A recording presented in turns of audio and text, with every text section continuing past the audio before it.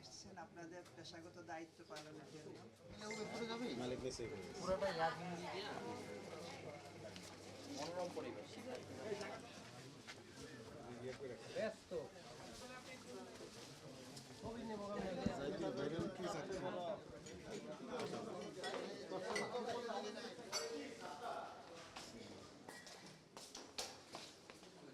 চার কেজি হচ্ছে সীসা, 8টা হচ্ছে হুকো, আর 5 প্যাকেট পেয়েছি হচ্ছে কয়লা।